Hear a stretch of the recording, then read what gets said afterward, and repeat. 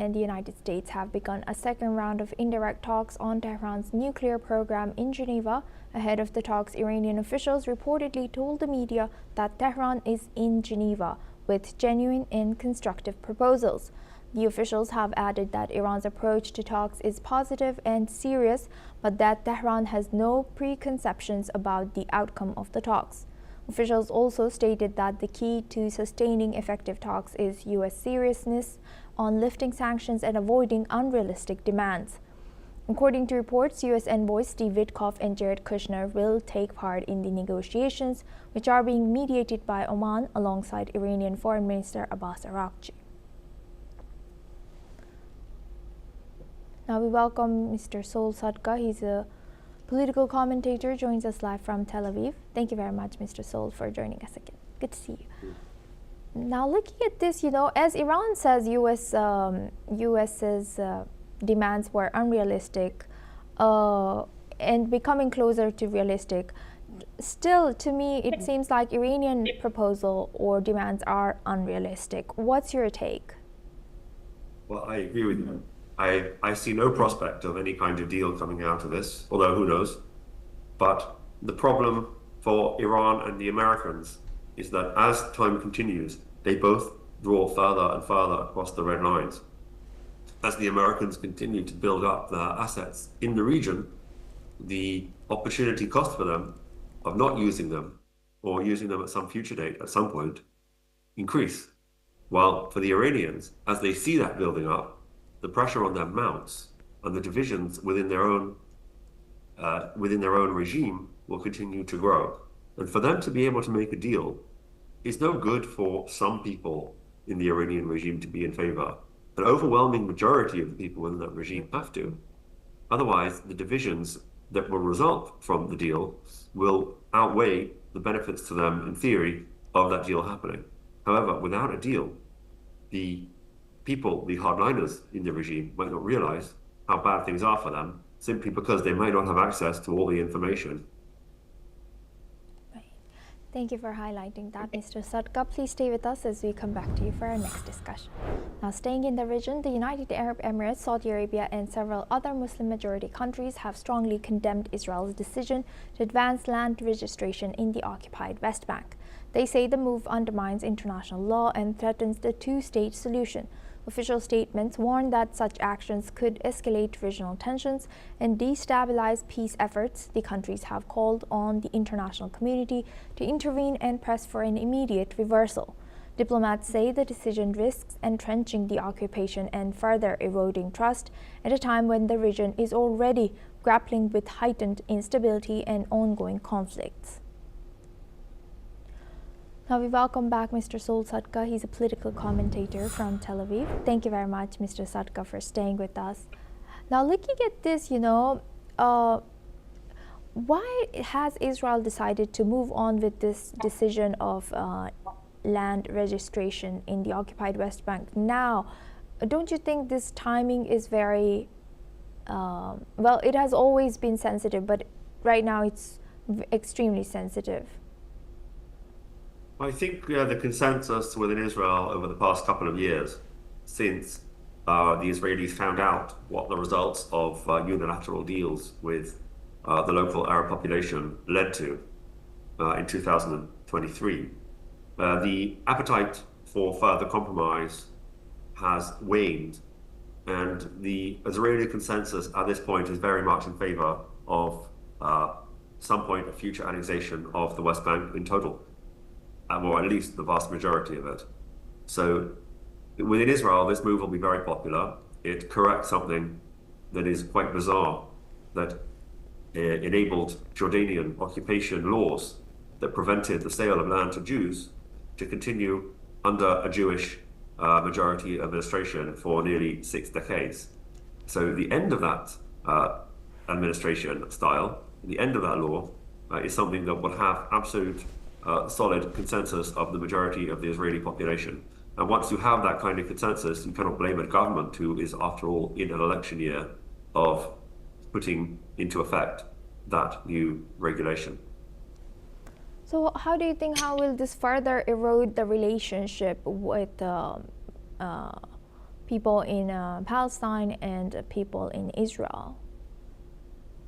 Well, the population of Arabs who live in Judea and Samaria and Gaza have had a long and bitter relationship with their Jewish neighbors for over 100 years. And after 7 or 8 attempts now to try and remove the Jewish population in its entirety via war, via terrorism, and via various forms of attack and psychological warfare, the Jewish population now has rather the upper hand and is more united than it has been before. And so its leadership now, in the form of the current right-wing government, is taking note of the new political consensus among the population and moving forward with things they probably wanted to do for many decades, which is to essentially increase the ability of Jews to live in all parts of the land between the Mediterranean and the Jordan River, which is probably their geostrategic goal for various reasons. And I would assume that has the support of the overwhelming majority of the Israeli population, including many on the left. With that, I'd like to thank Mr. Solsatka for joining us and sharing that insight. Thank you very much. Now we move on to India. French President Emmanuel Macron has met Indian Prime Minister Narendra Modi in Mumbai for a high-level bilateral discussion. Macron, accompanied by First Lady Brigitte Macron, has arrived in Mumbai on Monday night for a 3-day visit. Maharashtra Chief Minister Devendra Fadnavis and Governor Acharya Devrat has welcomed the French delegation. The leaders will focus on strengthening cooperation across various sectors, including regional and global issues, with particular emphasis on the Indo-Pacific. The visit also marks the inauguration of the India-France Year of Innovation 2026, with a gathering of business leaders, startups, and innovators from both nations.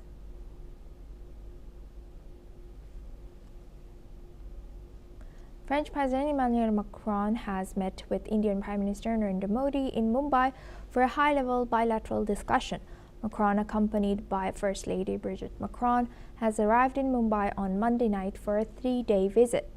Maharashtra Chief Minister Devendra Fadnavis and Governor Acharya Devrat has welcomed the French delegation. The leaders will focus on strengthening cooperation across various sectors, including regional and global issues, with particular emphasis on the Indo-Pacific. The visit also marks the inauguration of the India-France Year of Innovation 2026, with the gathering of business leaders, startups, and innovators from both nations. French President Emmanuel Macron has met Indian Prime Minister Narendra Modi in Mumbai for a high-level bilateral discussion. Macron, accompanied by First Lady Brigitte Macron, has arrived in Mumbai on Monday night for a 3-day visit. Maharashtra Chief Minister Devendra Fadnavis and Governor Acharya Devrat welcomed the French delegation. The leaders will focus on strengthening cooperation across various sectors, including regional and global issues, with particular emphasis on the Indo-Pacific.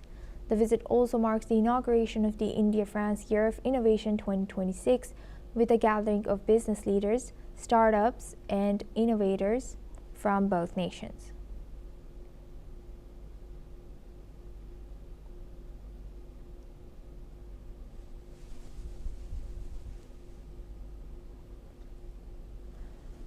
French President Emmanuel Macron has met Indian Prime Minister Narendra Modi in Mumbai for a high-level bilateral discussion. Macron, accompanied by First Lady Brigitte Macron, arrived in Mumbai on Monday night for a 3-day visit. Maharashtra Chief Minister Devendra Fadnavis and Governor Acharya Devrat welcomed the French delegation. The leaders will focus on strengthening cooperation across various sectors, including regional and global issues, with particular emphasis on the Indo-Pacific. The visit also marks the inauguration of the India-France Year of Innovation 2026, with a gathering of business leaders, startups, and innovators from both nations.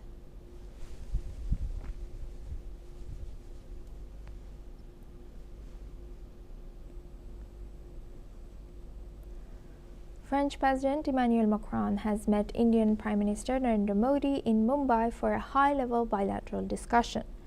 Macron, accompanied by First Lady Brigitte Macron, arrived in Mumbai on Monday night for a 3-day visit. Maharashtra Chief Minister Devendra Fadnavis and Governor Acharya Devrat welcomed the French delegation. The leaders will focus on strengthening cooperation across various sectors, including regional and global issues, with particular emphasis on the Indo-Pacific. The visit also marks the inauguration of the India-France Year of Innovation 2026, with a gathering of business leaders, startups, and innovators from both nations.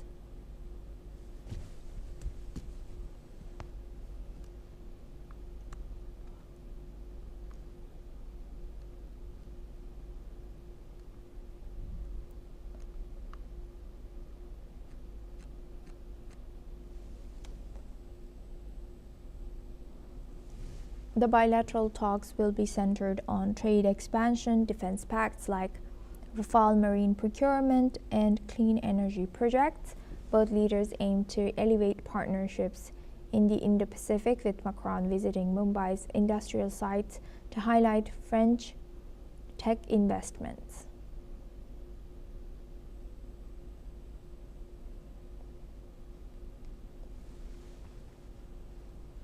Now we move on. Polish Air Navigation Services Agency has said that authorities in Poland have temporarily closed airports in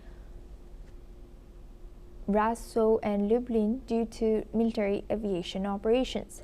According to reports, military aviation operations began in the country's airspace due to strikes by the Russian Federation's long-range air forces on Ukrainian territory. The closure was triggered by strikes from Russia's long-range air forces targeting Ukrainian territory. PANSA has confirmed that the airports have since resumed normal operations. This disruption highlights the ongoing security concerns in the region as military activities continue along the Ukrainian border.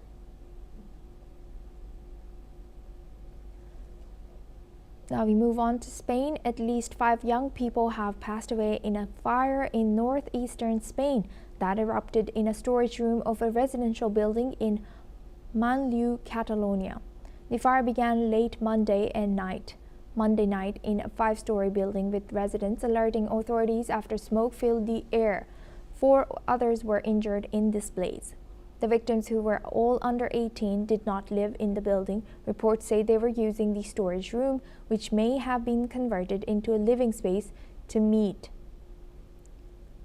While the identities of the victims are still unconfirmed, local media reports one was just 12 years old. Authorities have launched an investigation to determine the cause of the fire. The local government has declared 3 days of mourning to honor the victims.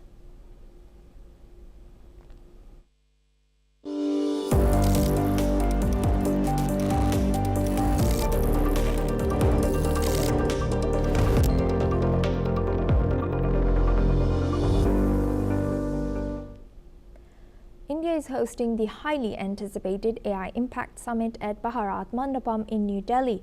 The summit, which will run until February 20th, brings together global leaders, innovators, and policymakers, including French President Emmanuel Macron, UN Secretary General Antonio Guterres, IMF Managing Director Kristalina Georgieva, and Brazilian President Lula da Silva, to explore AI's potential in shaping the future.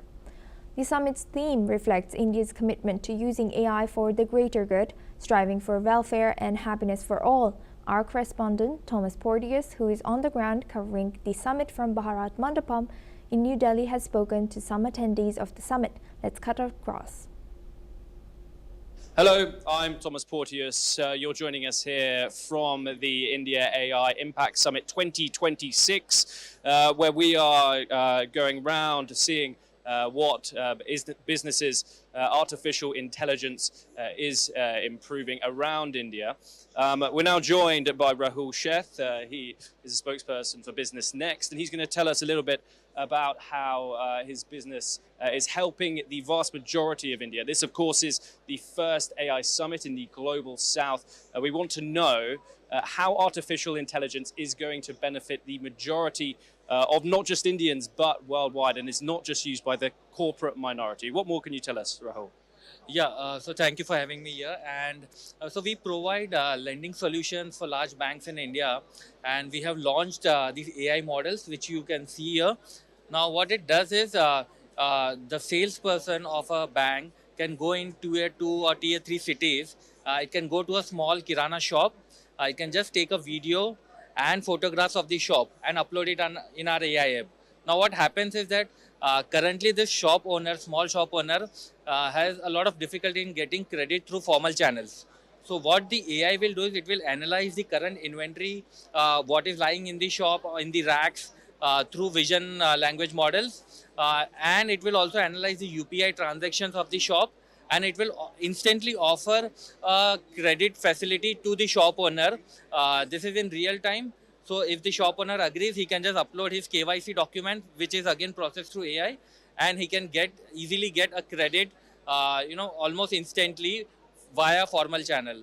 So the credit which was available to him at very high rates, say around 36%, is now available at less than 15% via formal channel. So this is how AI is helping small businesses, small shop owners, small kirana owners to get credit via formal channel. So this is just one use case. Second is, at any large bank, only 20% of the customer is under managed portfolio, so that they have a RM, whom they can connect with. Now with AI, we have virtual RMs. So these virtual RMs will have understanding of a customer, on one-on-one basis. So he can that virtual RM can provide personalized offers, personalized conversations with a large number of customers. So what happens is that banks can now increase their managed portfolio from 20% to more than 50%. So now a large customer portfolio of bank is under managed portfolio, and the customer can anytime call up a virtual RM, for his needs. So he can call up a virtual RM and say if he wants to change an address, change phone number, or needs a auto loan, or needs a business loan. So virtual RM is completely aware of the customer profile, and he can cater the customer with personalized offers. And there is no human RM needed. So what happens is the bank can increase its managed portfolio by almost 5x. So it will create new revenue channels. It will provide better experience to the customer. Now customer has a virtual RM whom he can connect with. Previously it was almost often.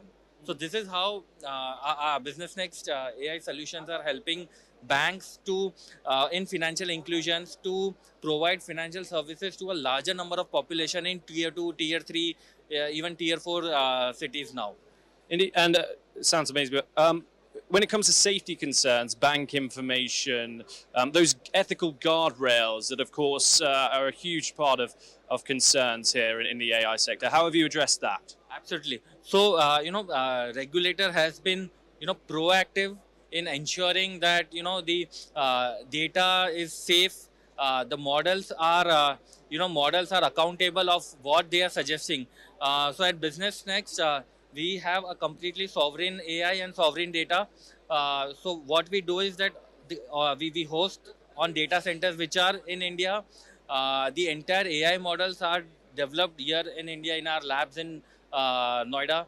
So what happens is this is a completely AI, sovereign AI data and sovereign AI which we provide. So that is how we ensure that the data is not leaving the boundary. Second is we have our something called thought engines, which ensures complete transferability. So anytime if you want to do an audit that why AI suggested a particular offer to a customer, or why it rejected, or why it suggested RM to take a particular action, that is completely auditable. So it's completely transparent. And say if there is an issue, there is a legal concern, you can go back to the system, have the audit logs, have the reasoning behind that, and then take the actions. Rahul Shetty, thank you so much for joining us here on NewsX World. It's a pleasure to talk to you. Thank you very much. That's all we have time for. Keep watching NewsX World for more news updates from around the world.